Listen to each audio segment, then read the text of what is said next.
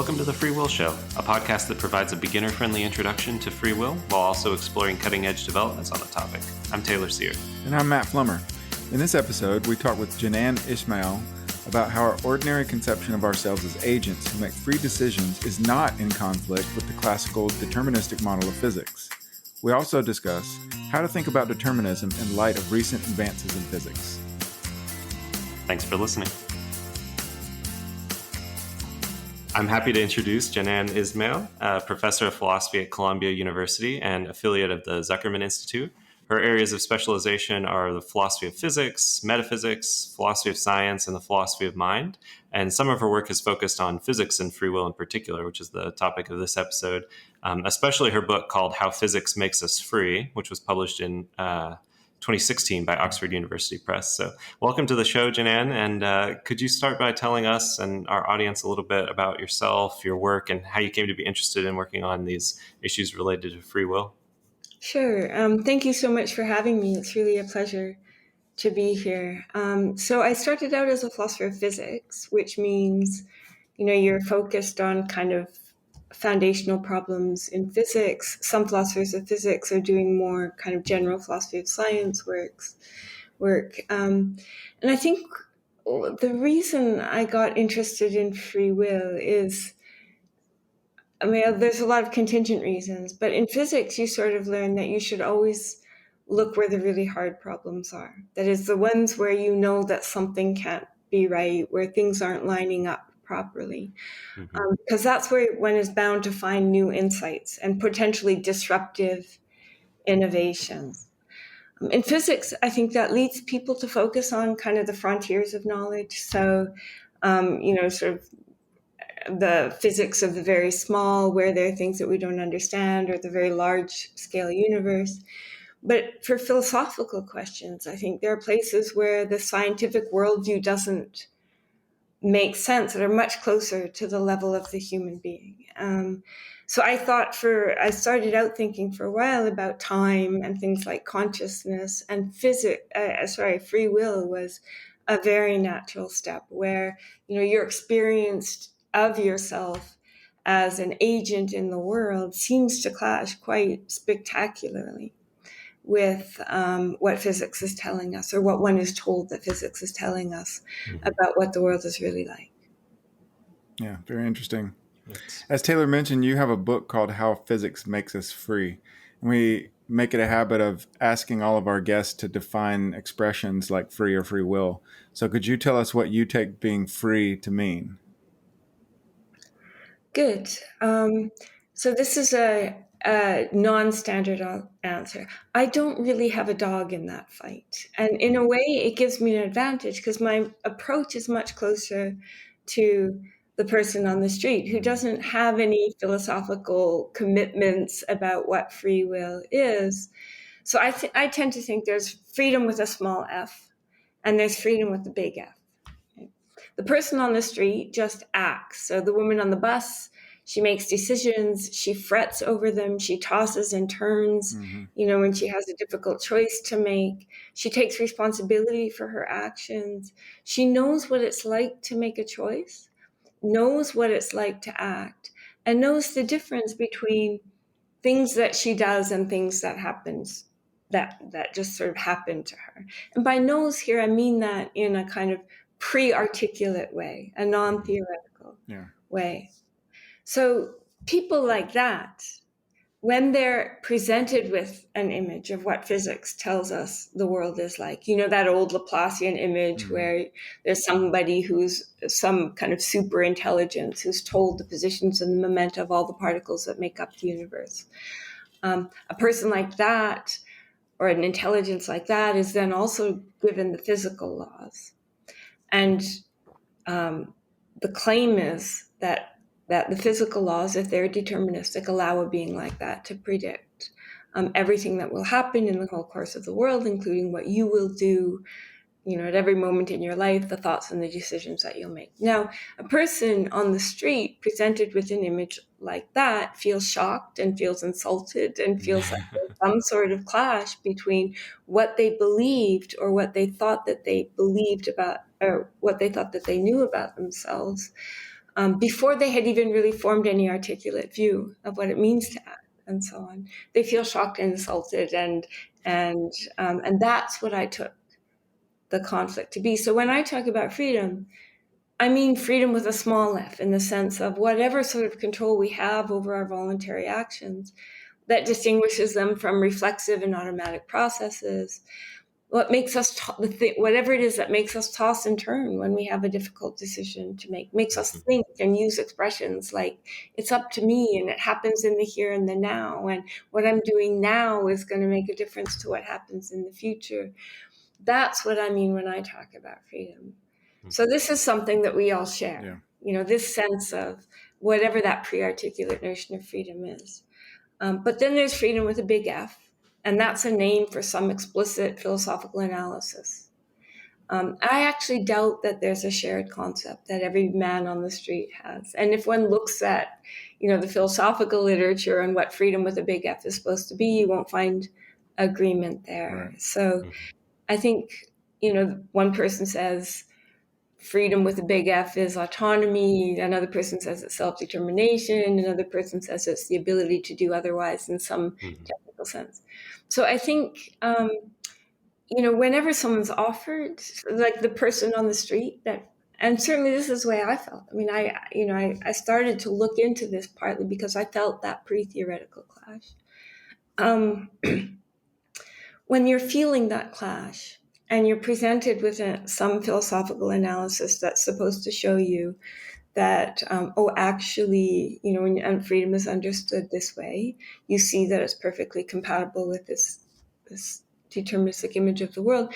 I think they tend to feel that it's false consciousness, a con, not what they meant. So I think, for me, what that suggested was that the problem is really the negative picture. So freedom is defined negatively by it being something that doesn't seem to fit into this Laplacian image. And that if one can really come to understand the negative picture, then one will have a better grip on the concept, the shared concept, whatever that is. That's interesting and helpful to kind of see where you're coming from. I wonder, a lot of the people that we've talked to, and a lot of people who work on free will, try to get a handle on what the average person means by free will by connecting it to moral responsibility and being genuinely accountable for what we do. Do you have any thoughts on that, and like whether this idea of something's being up to me is connected with the idea of responsibility? Clearly, that seems so. And I think one of the ways, I think you're absolutely right. One of the ways of getting a purchase on the idea of free will is precisely by connecting it to moral responsibility, and then effectively, implicitly defining it as whatever would have to be the case in order for us to be morally responsible, and then look at the kind of scientific worldview and see whether there's something there that supports moral responsibility. I think I think for me, partly because I'm not a moral psychologist, I'm not a moral philosopher, I was really I take physics seriously enough to think that it's true. I mean, I take it seriously enough to think that if physics tells us that the standard for a physical theory being correct is that it's true, and it seems to me that if you take that image seriously, then you really do have a problem just reconciling it with your experience of the world. So what I wanted to do was just to genuinely understand,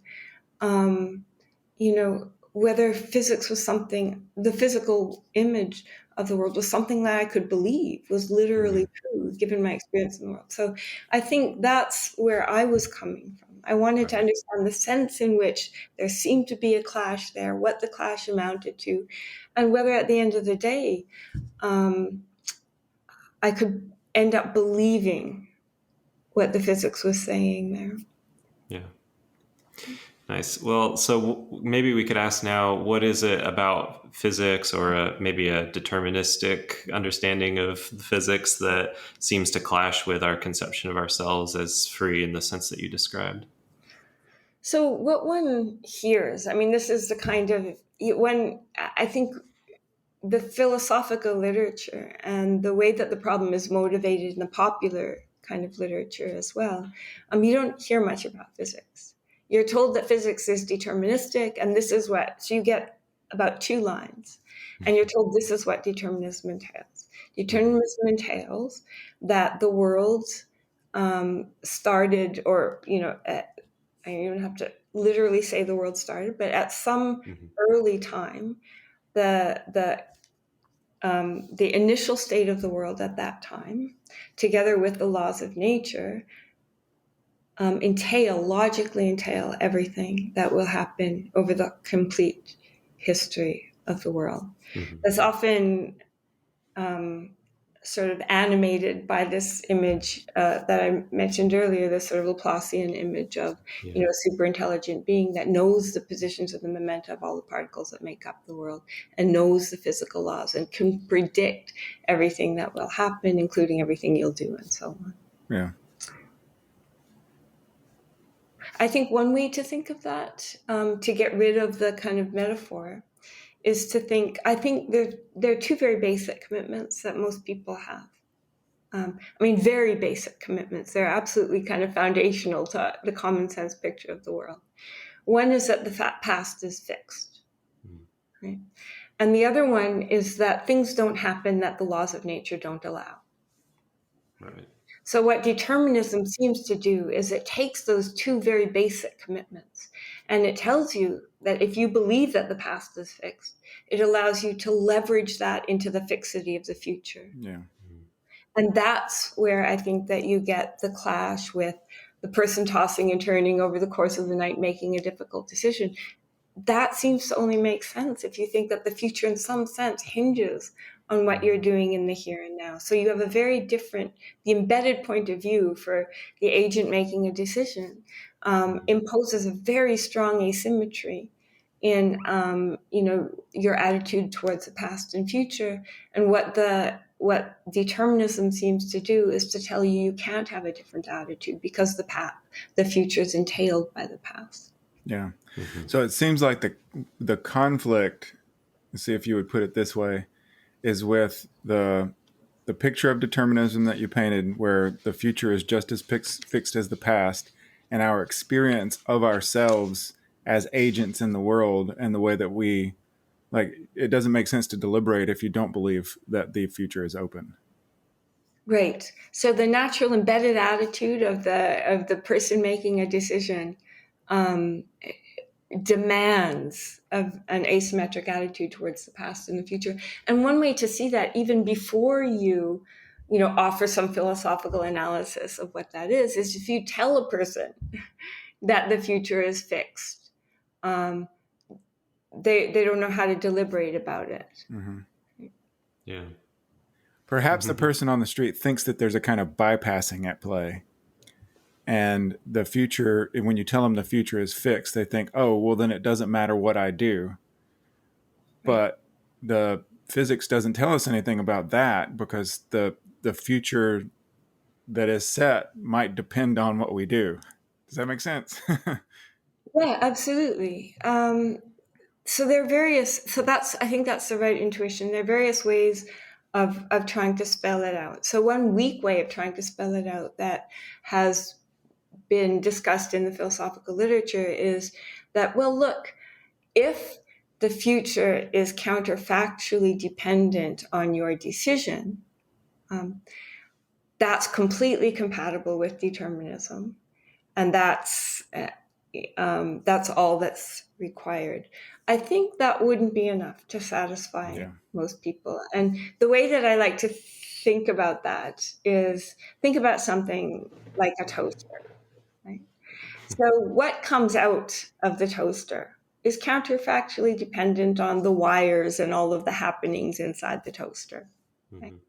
But what comes out of the toaster is also fixed as a matter of hard wiring inside the toaster by kind of, what happens to the lever on the outside. And I think, part of what's going on in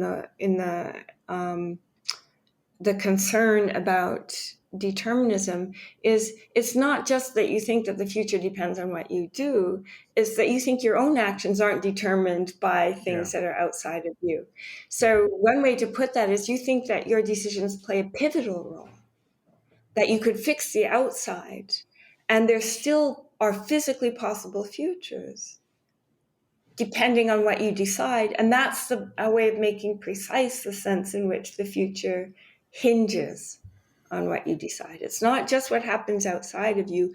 You're not just a part of the causal landscape that the world passes through on getting to the future. It's that somehow what's going on in you is going to make the difference between it going one way and another, even when the physical laws and the past are fixed. So that's that phenomenology of tossing and turning over the course of the night. I think it's precisely because of that. You're looking into the future, you're seeing different futures, and you're thinking that which way it goes hinges on what I'm doing in the here and now. Yeah. Mm-hmm. Well, I think this is a natural segue. We're talking a lot about our view of people or as a self. And you talk about the pre-theoretical view of the self and how you think it might need to be replaced with something more nuanced. Right. So, part of the project for me is to start with a naturalistic picture of the world, and genuinely understand whether I can make sense of myself as just a natural thing in the natural world, as it's described by physics. Because again, I should emphasize, it's not quite again. It connects to what we said earlier that, for me, it's not so much that I take it for granted that physics is true. And so we have to accommodate our conception of ourselves to physics. It's rather that if physics can't make sense of our own experience, that suggests that something is wrong with the physics. Right. So the project for me was kind of defeasibly start with a physics picture and really try to imagine yourself into a picture like that. What would we have to be for physics to be true?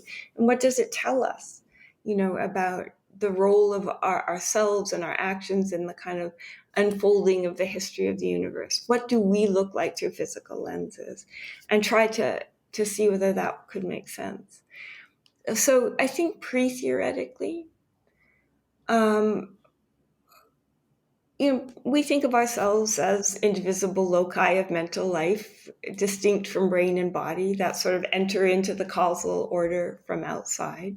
When we're representing the world, we mostly don't represent ourselves. Maybe we represent our bodies, because that's something that we see and something that we take care to kind of manage in ways, because we're seeing, we do see, but mostly we're representing the world, the environment, and the things in our environment. And when we're making a decision, we treat ourselves as things that are intervening on the environment from outside of it. Mm-hmm. And that's partly why we think of ourselves in this way, as indivisible loci of mental life, distinct from brain and body, and as entering into the causal order from outside. But physics has if we're looking at in a modern worldview, it's literally material bodies themselves are understood as clusters of events. At the bottom, I should say too, I'm going to ignore quantum mechanics and just speak about classical physics, because that's where the kind of one gets the sharpest and the clearest conflict between physics and the human being, because it looks like the classical worldview is deterministic. It's also true that I think just in physical terms, we're too big and too warm and too slow for quantum mechanics to likely make a difference. But in any case, let's address the problem in the classical setting. Might turn out to be that quantum mechanics is relevant, but we get a sharp understanding of the problem by looking at the classical picture. And also that would help us see how quantum mechanics could potentially make a difference if we understand what the problem looks like in a classical setting. So assume a classical setting, relativistic setting. At bottom, the world is just, the universe is a manifold of events. A manifold is just a particular kind of mathematical description of a structure. The manifold in question has 3 spatial dimensions and 1 temporal dimension. Human beings are just minded bodies. Bodies are just certain kinds of dense collections of physical events that are laid along the temporal dimension. Okay.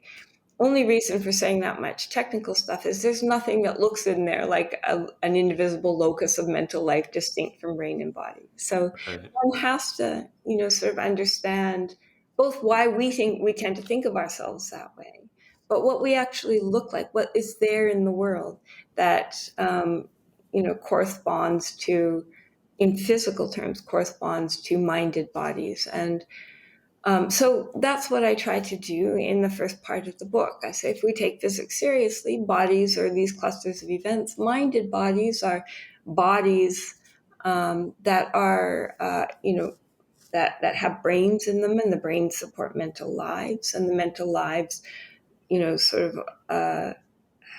the mental lives represent the world as it's seen from a first-person perspective, and the self in that picture is just the proper subject. I mean, there's a lot more to be said here, but the self in that picture is just the proper subject of self-ascribed mental attitudes. So when you say, I believe such and such, I'm going to do such and such, the I there is just the proper subject of those kinds of thoughts. So if you can describe, if you can understand in physical terms how there could come to be bodies, how there could come to be brains, and the role that brains play in moving bodies around space in such a way that it supports the kind of mental life, the kind of psychological life that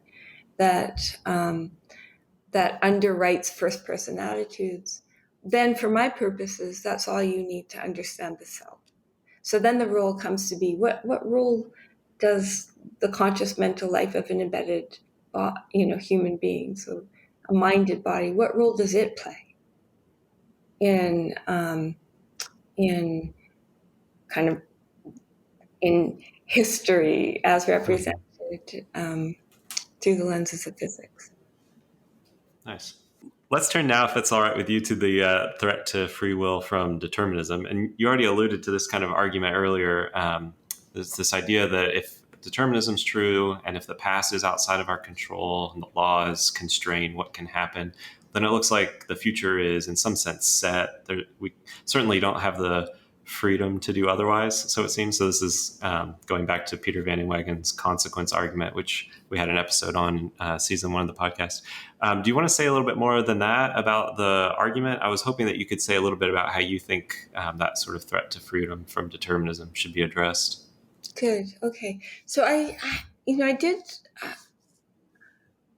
did something in the book that I'm going to add a little bit to now. So okay. What I did in the book was I said, well, let's take seriously this requirement that our thoughts, and in particular our decisions, should be able to play a pivotal role in determining which way the future goes. And the way of sharpening up what that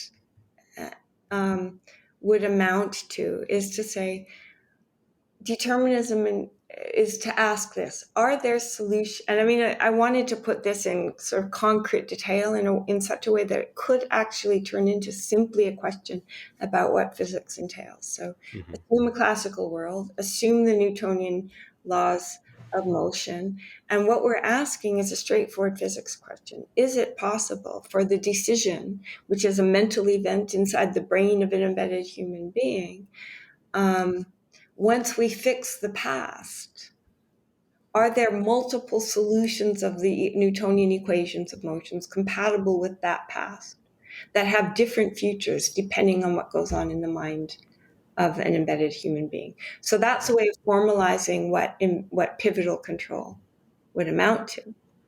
And the answer is straightforwardly yes.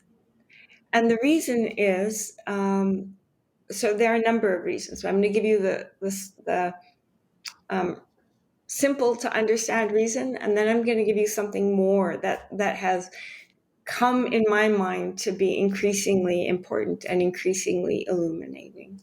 But the simple reason is that when you look in physical terms at what's going on. It's not that the world outside the human being by itself determines what the future is. The human being has to be in there as part of what, as part of the causal basis that determines the future. If I take the negative image of the world, meaning I take all of the matter in the world, but I take your body out, or I just put a blank spot in there, so I don't describe what's going on in your body. And I ask, are there multiple solutions to the equations of motion that are compatible with everything that's happening outside your body, in which the future depends in more or less depends in a more or less common sense way, or the way that common sense thinks on what's happening inside your body? The answer is, of course, there's multiple solutions. It matters in direct, it matters obviously indirectly in a way that physics agrees with, what's going on in your mind. Whether you raise your hand most of the time depends on what you're thinking and what you decide, and that's represented by the state of your brain over the course of time when you're making a choice. So that simple synchronic question, can we fix the past without the human being in it, and show that there are multiple solutions to the equations of motion that go one way or another depending on what's going on in the person's mind? The answer is yes, of course. What's going on in their mind in that sense plays pivotal control. Plays a pivotal role, exercises pivotal control about what happens in the future. Mm-hmm. The thing that the defender of the consequence argument is then going to say is, yes, but what happens in your mind, the state of your body before you're making the choice and over the course of that time, itself depends on its past. Right? So I think the way to understand it is that physics does say, modulo a correction I'm going to make in a minute, but this is the way that I presented it in the book. Physics does say that every human action, if you look at the way the way in which the past determines the future, every human action is the confrontation of different kinds of lines of development. Synchronically, it's the confrontation between a human being with, their physical state and the state of their brain, and an environment. And the environment and the human being together determine what the future is going to be like. So you can't take the human being in.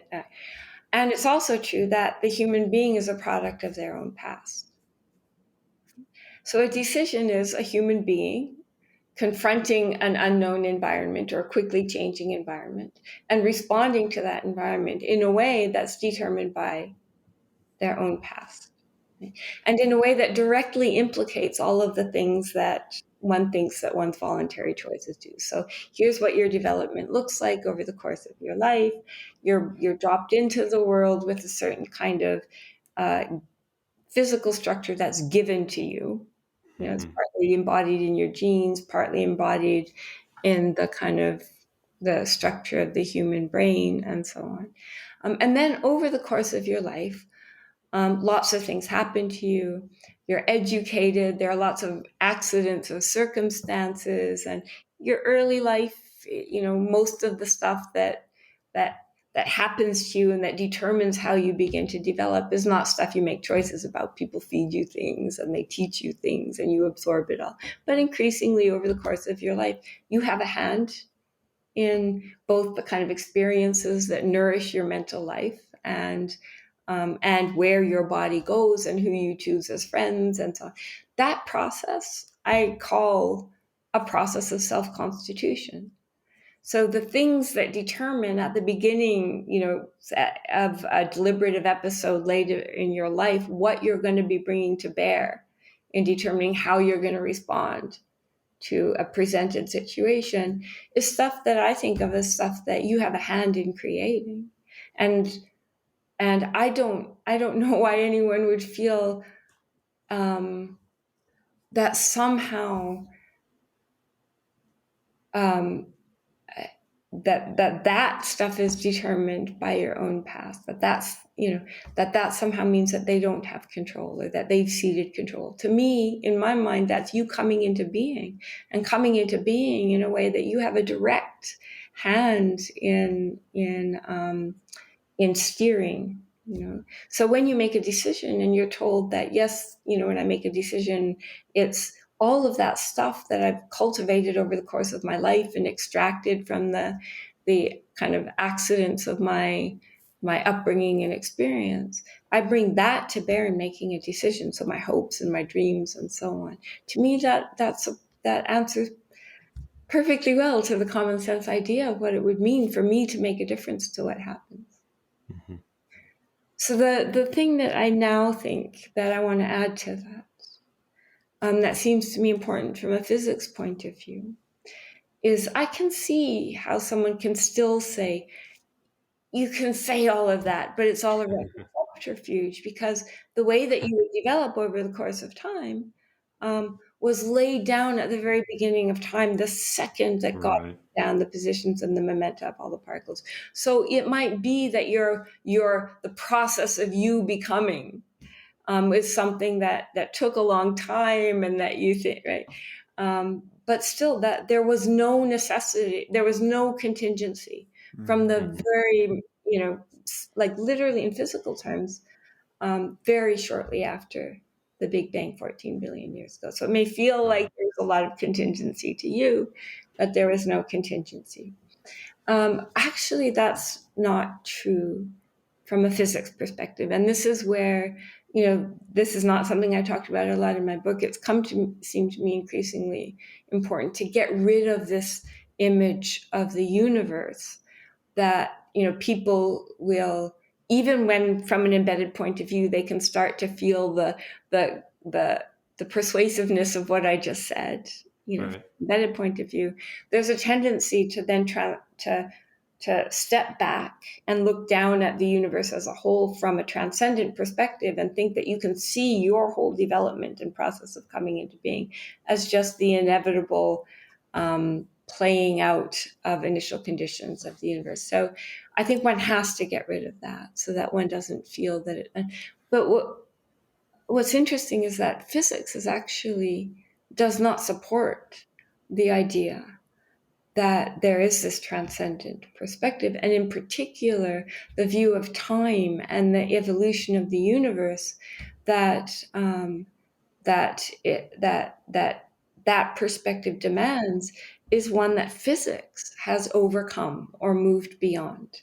Mm-hmm. So this is where one has to adopt and take very seriously the view of time that comes from relativity. When you combine that view of time with determinism, it is no longer literally true that the set of events that counts as the past for you before you make a decision or at any moment in your life physically determines, as a matter of law, anything that happens in your future at even a finite fraction of a second from now. So I'm probably confused because I don't have as much knowledge of physics, of course. But I guess it sounds to me like what you're saying is once we understand relativity and the updates in physics, it's going to turn out that determinism, as we had initially defined it, that's actually false. But the way you put it was, oh no, actually, once you combine determinism with relativity, it's false that we lack freedom in this ordinary sense. So I was wondering if you could say maybe a bit more about how you're seeing determinism as being reconciled with relativity. Okay, good. So I didn't actually define determinism in any way. I'm assuming two things. I'm assuming first that the threat is supposed to come from physics, right? So we want to understand determinism in the sense in which it's it's given to us by classical physics. Right? So classical physics does entail that if you take, now I'm going to speak pre-relativistically. Okay. But if you take the total state of the world at some early time, it will determine the total state of the world at some later time. Now, of course, Newton himself believed in a view of time that said that time is an external parameter in which the state of the universe, in which the universe unfolds. So the universe itself was something like a very big material object, Right. like a very big rock, that was constituted by three spatial dimensions. So it was extended in space and it evolved in time. Relativity tells us that's not what the universe looks like. And I should say one more thing. In a Newtonian setting, too, Newton himself formulated the laws in such a way that what happens at a particular point in space depends on the global state of the world. Because if you remember your Newtonian physics, you'll remember that the way that a particular localized particle moves depends on the forces, the total force acting on it. And the law of gravity says that every particle, no matter where it's located, exerts a gravitational force on every other. So to know how this particle moves, you would have to know where each particle in the universe was located and how many particles there were. So relativity is a huge advance in a lot of ways, both in what it tells us about the physical laws and in the way that it changes our conception of time. So what most people know in philosophy who sort of work on time and things, they'll know one thing, that relativity changed. It tells us that the universe isn't a three-dimensional object that evolves in time. It's the four-dimensional manifold that I mentioned earlier. It's a kind of four-dimensional network of events. And the events are related to one another by spatiotemporal relations, and it no longer makes sense to talk simply about the spatial relations between any two events or the temporal relation between them, because the world just doesn't divide up in such a way that allows you to talk. I mean, the way that I like to think about it is I'll finish my thought. I always do this. I'll finish the sentence and then I'll add to it. But so that you can't talk about there being some particular temporal interval between any two arbitrary events. Right? You can't talk about which events happen now. You can't talk about which events you can't take any two events and say whether they happen at the same time or how much temporal, how much time has passed between them. Instead, you have to talk about spatio-temporal relationships. Those are the basic relationships. And that means that at any point in space, the world divides into three sets of categories. There are those events that lie in the future, those events that lie in the absolute past, and then there's this sort of big gray area of events that happen neither before nor after, and that's called the absolute elsewhere. And that's the kind of structure. Events aren't ordered in this tight way that we can say whether they're past, present, or future, but we can say whether they fall in the absolute past, the absolute future, or in this sort of big gray area of events that's neither past nor future. That's the relativistic sort of version of now, if you like, or simultaneous. It's this sort of this gray area, neither past nor future. If we consider just the absolute past, and we say, does the absolute past of you at this moment determine an event that falls a finite fraction of a second into the absolute future, assuming the classical laws of motion? I forgot to say the other important thing. So let me back up for a second. So that's the way that relativity changes our conception of time. It also shows us how to reformulate the laws so that we no longer need to refer to global state of the universe at any time. The laws are reformulated in such a way that what happens at a point in space depends immediately only on the matter in its immediate environment. So it reformulates the physical laws, including everything that Newtonian mechanics entailed, in this local form, so that you can calculate what happens to a particular particle immediately as a function of its immediate environment. Now you put those two things together and you say, does relativity entail that what happens at some finite interval in the absolute future, is that determined by the absolute past? And the answer is just straightforwardly no, never. Even though the laws are deterministic in the sense that they were deterministic in a Newtonian setting. Right? So the way in which physics gives us deterministic laws in a classical setting is compatible with the idea that the future is not determined by the past, when those are appropriately understood in a relativistic sense. Interesting. Okay.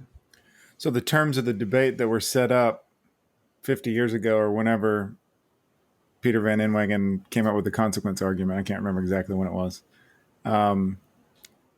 the definition that he was giving of determinism is this classical sense. And you're saying now that physics tells us that even though that's true in the classical sense, there's a new way of thinking about this where determinism doesn't, or let me say it this way, that picture of determinism is just not accurate to reflect the way the reality is. It's crucial to say the picture of determinism that people have. So here, there are several technical things that are true. And then there are pictures that philosophical, hermeneutical pictures that people have taken away from them. The letter of what Van Inwagen said is correct, interpreted in one way. The letter of what he said is incorrect, interpreted in another way. And the picture that people need to support the threat to free will, I'm going to suggest, is not correct. Yeah. Here's the technical thing that's correct. Now, I should say, most people in the physics community continue, when they talk about determinism, to do something that's very convenient for the purposes of calculating, which is, that strictly speaking, the world does not divide along the lines of the intrinsic geometry into total states that can be compared with one another at different times. But they continue to say, okay, well, let's take this slightly looser network of events and let's just impose a kind of ordering. So we divide it up into what's called the foliation, so that even though the universe itself doesn't tell us, or its intrinsic geometry doesn't divide events up into past, present, and future in the ways that we like to speak, we're just going to impose like a kind of coordinatization so that we can compare the state along different leaves of this foliation. When you do that, it is true that the events along any leaf of this foliation will, as a matter of physical law, determine the events along other leaves of the foliation.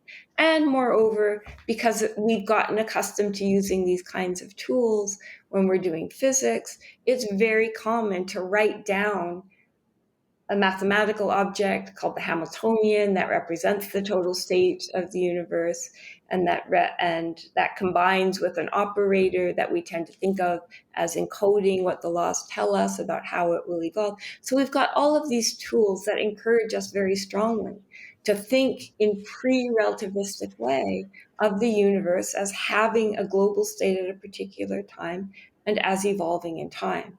Everybody knows that, strictly speaking, the metaphysical picture that relativity gives us is not one of a universe whose initial state was completely determined at some moment in time. Everybody knows that, strictly speaking, these foliations that we're talking about, that contain the full set of events that's needed as a matter of physical law to nomologically, that is, as a matter of physical law, determine the future, don't actually fall in the past of any point in space-time.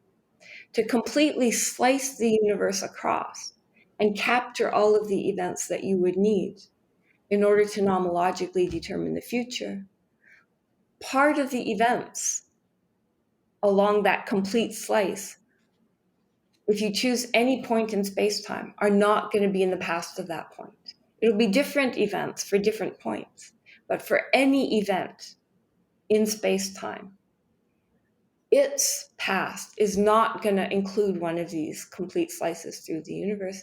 And moreover, right, that's not just a weird trick, because if you look at what's happening there, I mean, this is part of the stuff that's not in the book, but has come to seem to me increasingly important.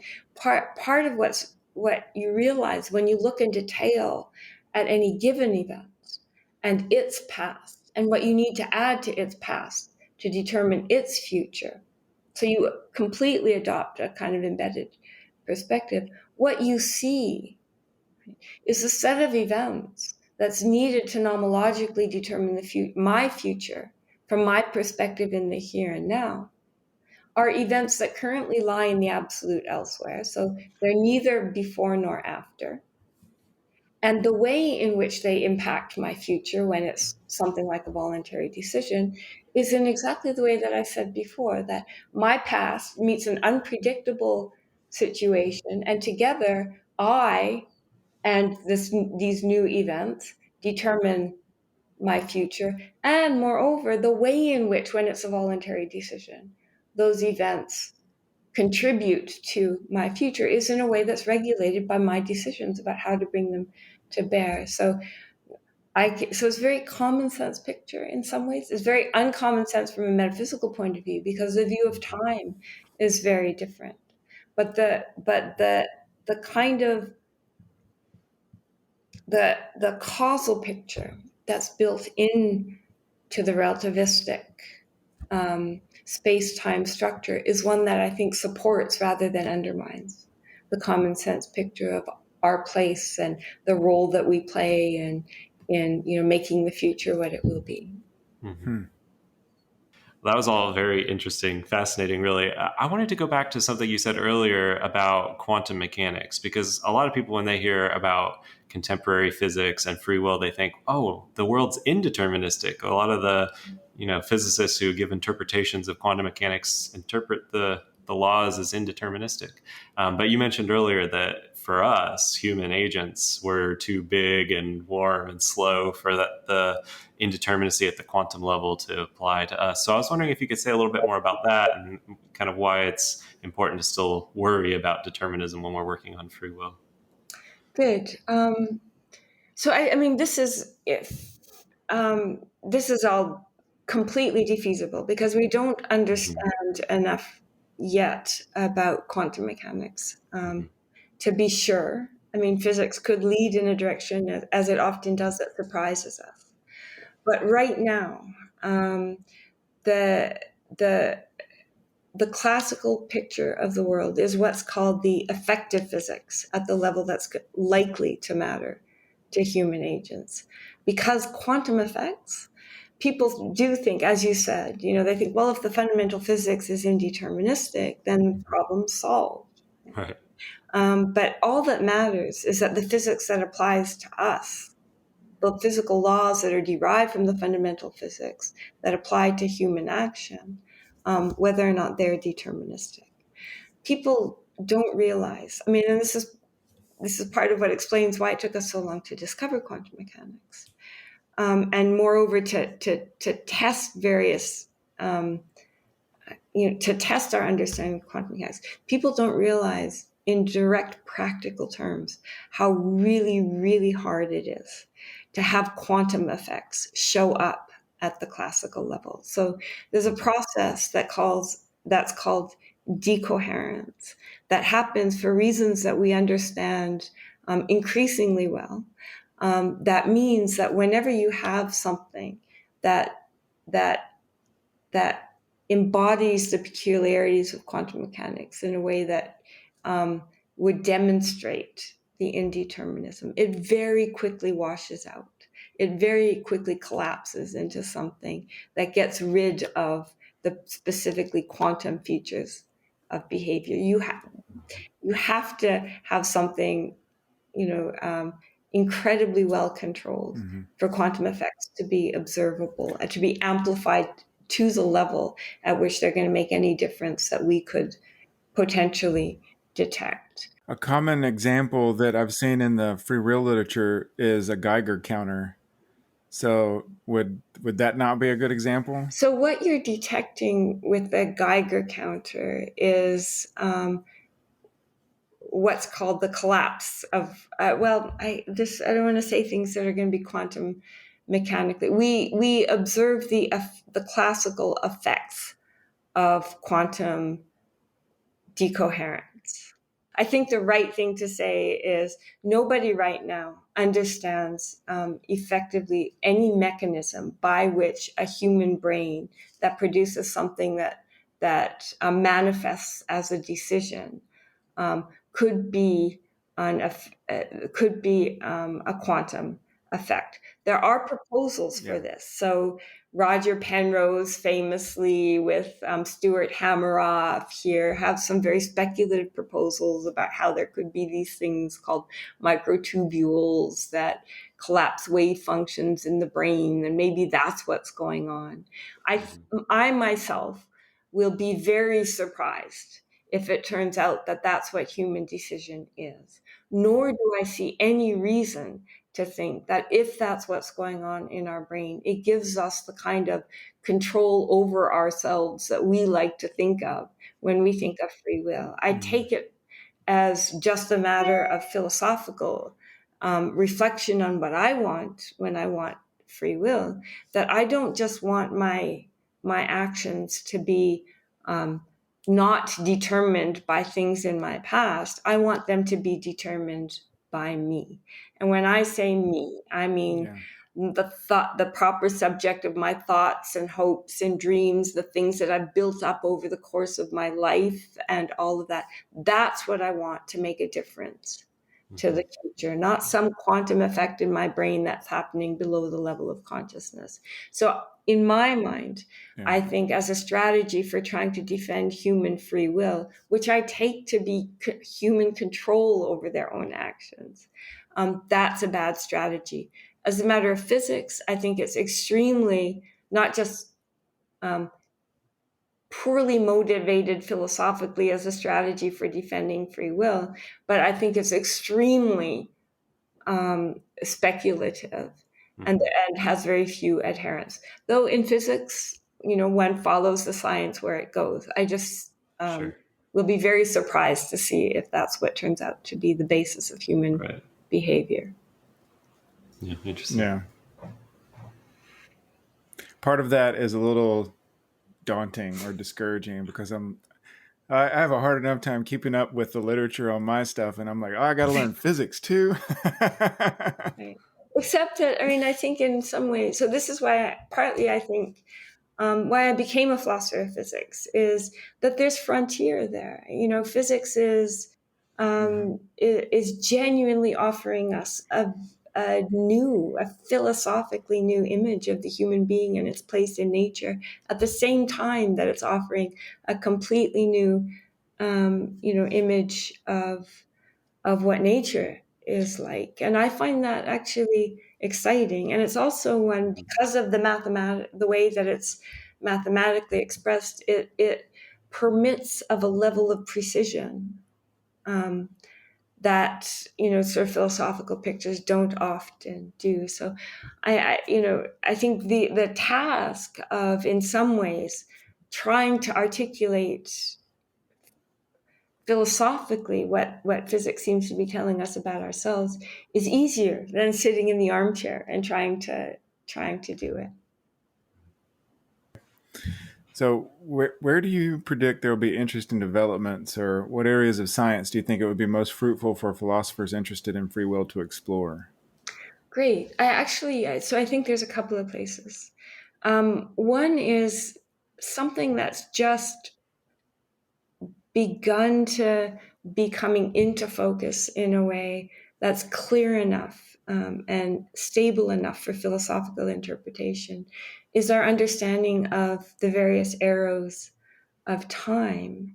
So in physics, this has meant understanding thermodynamics and the sorts of irreversibility that physical processes in our everyday world show, and how that's compatible with the time symmetry of the underlying laws. For philosophical purposes, and in particular purposes of understanding human agency, I think we've begun to see how to turn that into an explanation of why we remember the past but not the future, and the sense in which the causal arrow, or at least the arrow of influence running from human decision, runs into the future and not into the past. So that way that I phrased the difficulty in the beginning that determinism seems to present, that the embedded perspective presupposes a very strong agency, strong asymmetry between the effect that we have over the future and the sense in which the past is fixed, but the future isn't. I think we've begun to have the physical things that we need in place to try to address that in physical terms. The other place, I think, is with complexity. So there's just been a huge burgeoning of interest across the sciences in complex systems, and the emergence of laws governing potentially complex systems. Human beings are a complex system. Brains are complex systems. The emergence of levels of explanation and levels of organization from underlying physical dynamics is where I think all of the exciting stuff is going to be happening in the future. And the more insights that we can get out of that, the better. Although the focus has been on, trying to derive laws, of course, it's precisely the separation of those levels of description in a way that potentially opens up the space for new forms of freedom from laws that I think is exciting. So I would say to philosophers, those are areas where things will be happening, and I think things that will cast new light on the topics that you've been talking about. Interesting. Yeah. I saw on your CV that you have a contract with OUP for a book on time. Right. Is that out already, or do you have an idea of when it'll be out? So it's a book is maybe overstating it. It's one of those very short introductions on time. So it's this Oxford series, a very short introduction. It's meant to give a very compact account of developments in physics with respect to our understanding of time. It actually, all of the things I just mentioned here about differences between past and future, and the stuff on relativity is in there too, in a very sort of easy to digest form. It's being released in the UK on October 28th, and it's on Amazon, and I think they'll release it here a couple of months later. I don't know what their schedule is. Okay. So it could be a good place to start. Yeah, I would for those topics, definitely. And on the topics of levels of description, levels of explanation, actually, we're going to talk about that more in our next episode. So that's kind of cool. Well, thanks so much, Jenann, for joining us. This has been awesome. Where can listeners who are interested in following your work go to find you and follow what's coming out? Okay, so now you're embarrassing me because my website is ridiculously out of date. I do have a website, and you're going to shame me into trying to update it. So there we go. it's at Jenann Ismael. There's no shame at all around here. Right. Well, great. Well, we'll link that in the show notes so that people can just click on it directly. Yeah. Thank you. Thank you so much for having me and for such great questions. Oh, thank you. Yeah, you're welcome. This was fascinating. Thanks again.